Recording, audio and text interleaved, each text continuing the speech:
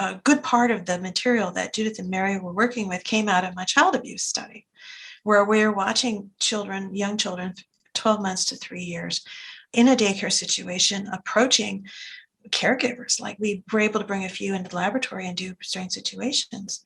And what we propose is that disorganization describes babies in the strained situation, but it is not the word that we should be using to describe the phenomenon. The phenomenon that we propose that we should be using, the term, is dysregulated.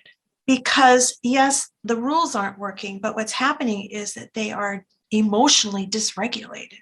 They're frightened, they're hiding, they're angry, they're frozen. Some babies have been observed to dissociate. Babies do dissociate. And so we wrote a chapter in our second disorganization book, Disorganized Caregiving, Attachment and Caregiving.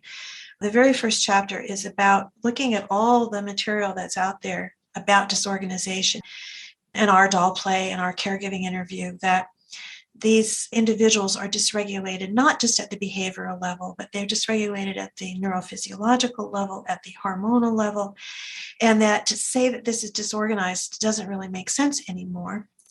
One. And two, another reason it doesn't make sense is that the majority of these babies grow up to be children who don't look like the babies.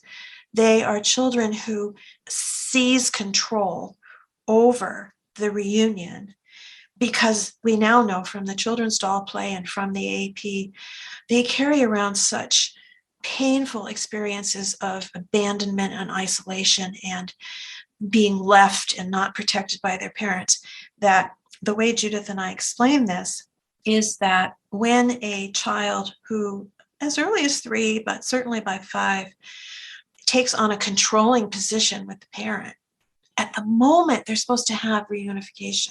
They can do that by being nasty to the parent. This is the punitive type. They can do that by being soothing to the parent. This is the caregiving type.